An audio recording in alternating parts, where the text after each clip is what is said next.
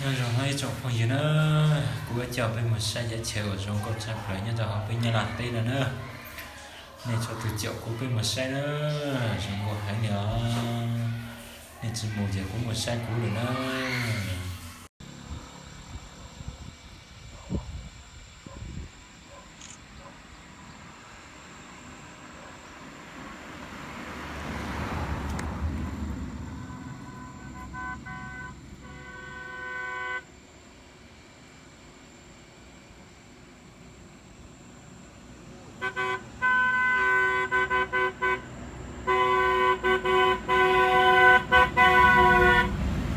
này áo nó trông mì nữa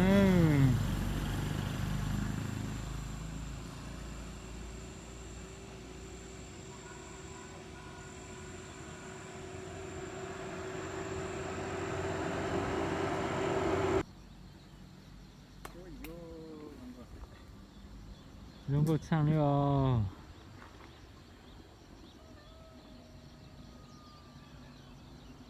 cái tuần rằng cái tuổi cái tuổi phó rằng cái tuổi chụp kinh khẩu áp cái lịnh rằng cái tuổi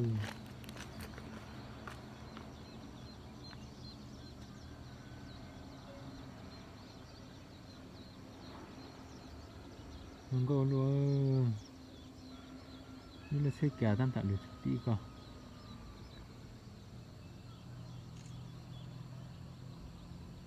ý chỗ kiếm bê tông không có tạo trong hoa chỉ bao tại nhà muốn tạo cái mùa gió tốt này này ra muốn có tạo trong này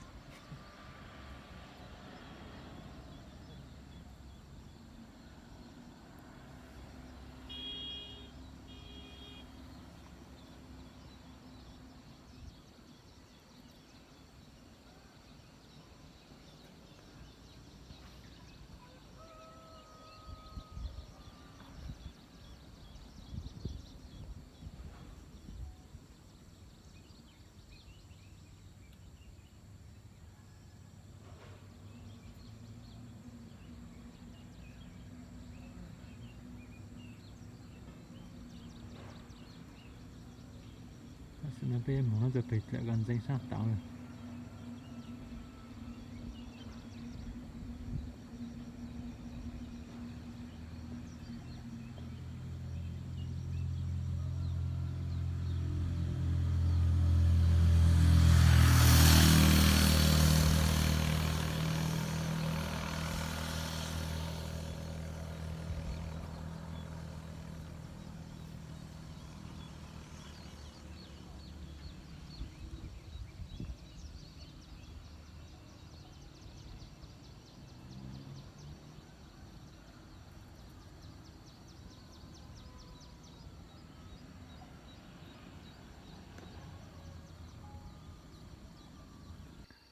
nhân giống nó chấp phong gì nữa nó là tổ sản để thà trên nó này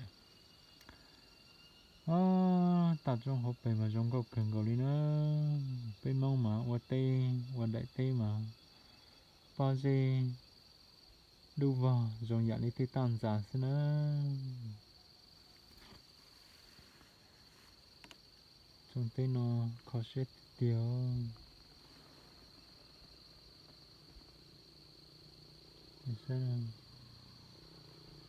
nhìn nóจะบอกคือเชื่อเลยนะเจมุ่งจะป้าเจนจงตาเลยจุดเป่าเลยจนมาเนี่ยยิ่งยาวป้าเจดูว่าอีอย่างในชาติอันนี้ป่าเลยต้องเกี่ยวเลยนะมาตีว้าวจะหาเขาที่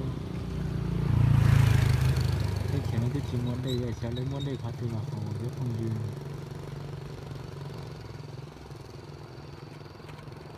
ยังก็เกี่ยวนะ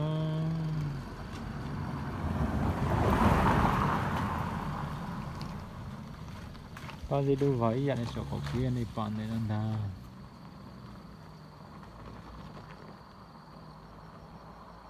ใช่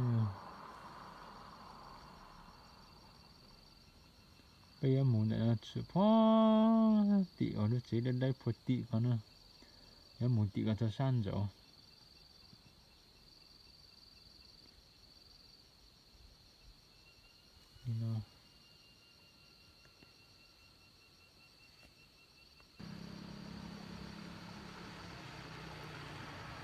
chứ phong duyên đây sẽ để nó phổ dung con á Trời đi cúi say mà giống gọt thịt tiếu.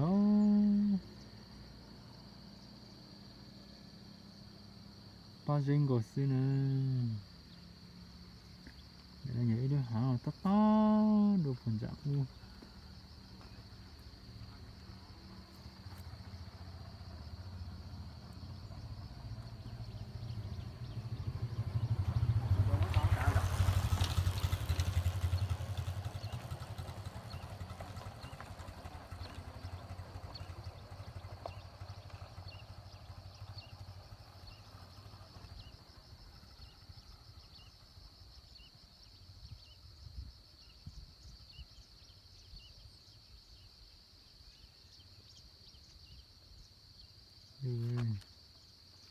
Bao dinh đầu thầm bọn nó.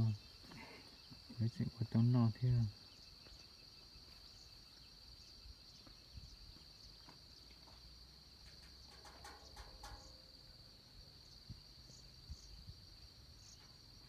Wow, sợ u nó. Xem một sợ u này. Bao dinh gọt thế này.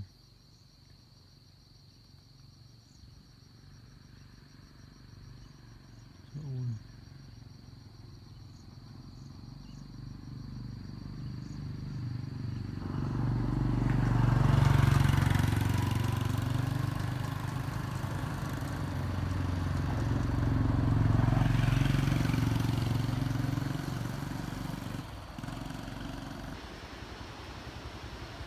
Chà kỹ phó.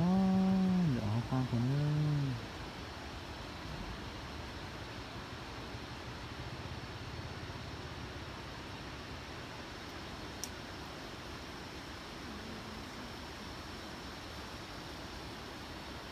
Hai thịt tiền nữa. Hai thịt tiền đi nữa.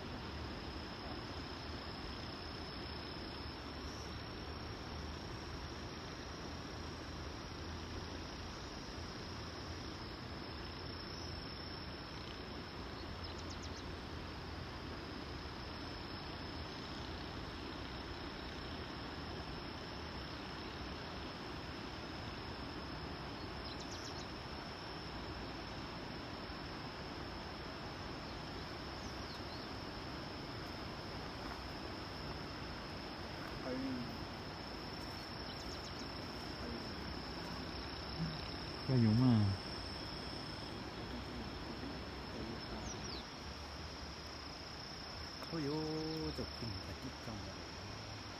Giống gọt thịt tiền á. Tôi sao thật chờ. Bỏ lấy cho họ YouTube thịt tiền đó. Nó chế giờ muốn để làm cho quá tỷ con nó. Tuổi nuôi chán này, tuổi sao tháo nào xin là lúc sinh là lúc sinh thầu cái tuổi thầu ít tuổi nha này ít ăn liền này. Tuổi nuôi chế tuổi sao thật trên là thế này giống cỏ hay như nữa. Nó chế vô muốn để làm cho quá tỷ con. Dành cho lợi sang rồi, cái muốn để hết tiền. Cái muốn sẽ thật chịu ở giống cỏ nhá hóng điện tên nó lấy 2 tiền. Nhà thật chịu ở nội tín sắp rồi nhá tích chỉ nhân là nó nữa. Muốn gọi tụt tiền nữa tích chân này. Muốn tê tê thì bao cử màn do sư xe. Muốn gọi tụt tiền đi nữa. từ đây nó lấy tàu ấy đó học tới nó có cái một phần đoạn nó tiếng nó thế là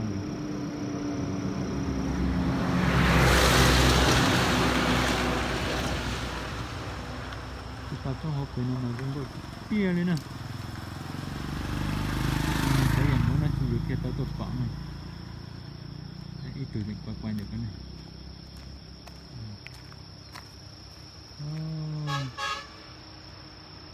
được cái nữa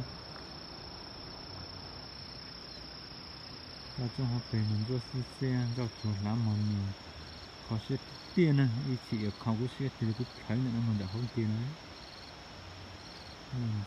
你猜还有呢？đây mà đường xe đất bầu thế này, rồi chạy mua canh dị này lấy nhau phải tỷ số tiền đá trong địa phát chùa nó nè, đi xe nè, phát chùa mà dùng câu tát tá, người ta định nói ở trong tủ nữa, thay muốn rồi bây giờ chỉ cho bảo kia này xe tết đêm thì đi xe dùng câu tát tá nữa. Từ một sự hệ chế cũng mà cho nên cho khán tua với tuổi say thật chơi nữa dùng gọi thật tại là cái chỗ không gì có sẽ trực kia này nè